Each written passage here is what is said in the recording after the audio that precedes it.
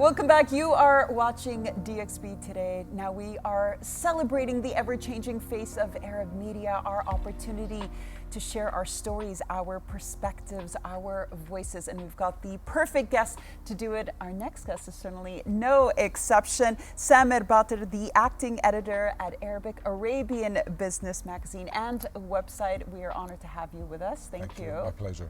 Now we've seen a huge shift from print to digital. We're all going online, but now of course there's AI, which everyone's talking about, and I'm sure is a huge theme at the Arab Media Summit happening this week. What is your approach to it? What are your thoughts? Absolutely. AI has been a huge disrupting factor, and it's very helpful, but I mean, it should be approached with care, because it's not like everything is just go for AI for it. So still we need like a human supervision, like oversight all the time, just to verify and interrogate everything that comes up. So our critical skills are of top importance. Like the top priority is just to evaluate and gauge what we are getting out of it. You find that you use it quite regularly though at the magazine? Sometimes I use it to speed up things. Like for example, if I want to transcribe an audio file maybe, and I will have to go again and check if this is getting it right. And sometimes also if I need like a quick video clip, just any general one, or a photo maybe, sometimes I use it, but I prefer the authentic, the real one, real life one. This is top priority, because people are looking for quality and authenticity, because if I change everything into AI, people will lose interest. And they're gonna figure it out. But I think we all use AI. And I once read something that I really like. It's that AI is not gonna replace us or replace journalism, but someone who knows how to use AI properly will most likely replace it. Now I wanna ask you a question. As someone who studied traditional journalism, and you did too, and everything we study this prep, it's just gone or is completely different.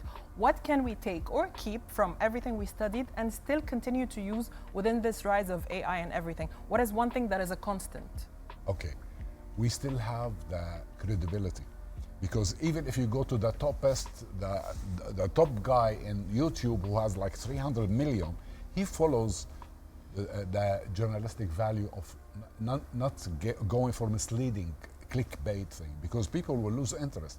People are very smart, you can't fool them. Maybe you fool them once, twice, but I mean at the end of the day, the credibility, the authenticity, it will I mean be the big impact on the long term. They will. So I think, yeah, I want to ask you a little bit more about the credibility part, because I use AI tools quite a bit. I speak to ChatGPT more than I speak to my own family. And the thing is, do you say please and thank you when you talk? Of course I do. Manners. My parents raised me right.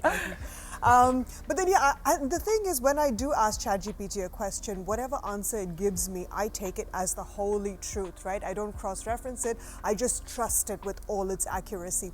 So with AI reshaping news production and content delivery, I would say, how important is it to still strike the balance between journalistic integrity, and how can we use AI for smart storytelling?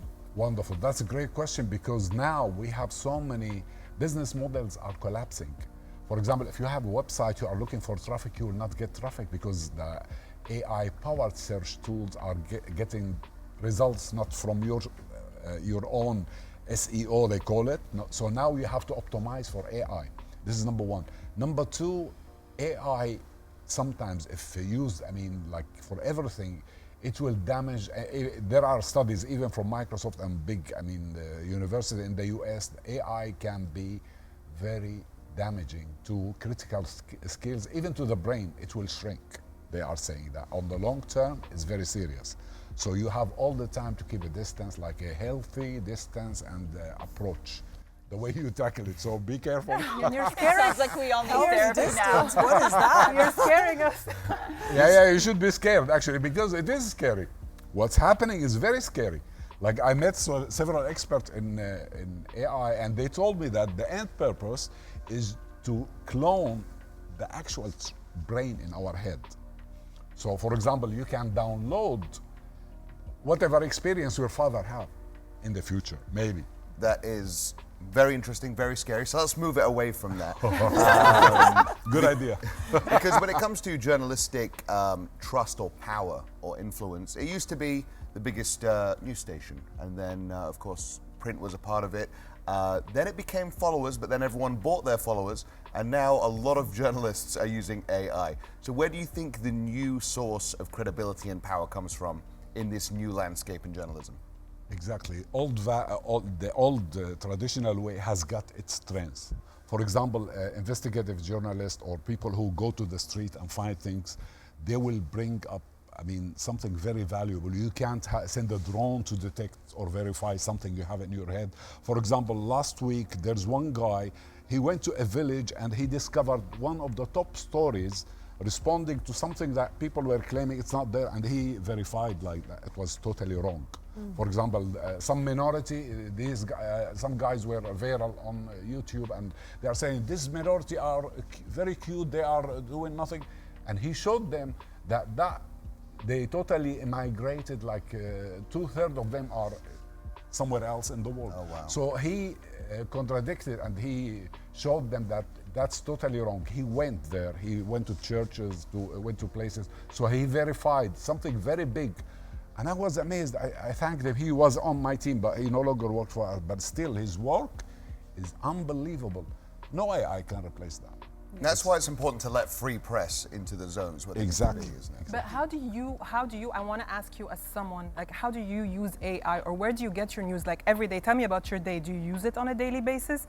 How do you use it? Because you scared us a little bit, like some of us, we use it every day or we use it to save time, be a little bit more efficient. But I want to hear from your perspective, how do you use it in a way where it's not damaging? Okay, now I use it as assistance. It's not like competing with me or not complementing even me. I use it just when I need it. It's not everything. Because basically the best story that I got in my whole career was when I mixed with people and one guy was saying, oh, see, so we detected something that's very global. It went global. Something big from all the YouTube, Google, there was some error, technical error, they were hiding it, so we detected it. And that's happening even now. I'm telling you about a story 20 years ago. It happened last month. Wow. The same story. For example, each one of us have a persona for Google. It's called Gaia. So that Gaia got mixed up. So instead of going to my YouTube, you are entering into my inbox in Gmail, and my Gaia replaced with. So it was a crazy story. But nobody can detect that unless you speak to three people. Just try to understand what's happening. Because if I sit alone like that, without going anywhere, exploring what's happening in the world, I will never know. So this is how you can, it's about going. Like there's an event, for example, as you mentioned, you have to be there sometimes. The Arab Media Summit. Yeah, are you involved in that? I'm actually watching it because it was one of the best event it has been and still is. Because I met the best global figures like Seymour Hersh and so many big names. When I go there, I will visit there because I know I will meet so many interesting people there all the time. I'll take you with me because they're focusing on AI. I'll take you with me. So what are you, just lastly to wrap this up, what are you most excited when it comes to the future of Arab journalism in the region? I'm very happy that the talent that I've been seeing among Emiratis, among Gulf nationals, the young people, they are so excited. And they have the talent and the energy and the potential to maintain on par with the global capabilities and everything, media production. Like I've seen amazing people doing unbelievable things on social media, on YouTube, or even their own companies, etc. So this is it's very promising, and I'm so happy and excited about this huge potential for everybody. Hear our voices. I think we're lucky because in real time we will be witnessing the change, the transition of how journalism is going to evolve through AI. We've learned a lot from you today, Samir. Thank you so much for coming on the show, and see you at the Arab Media Council. Thank you very much.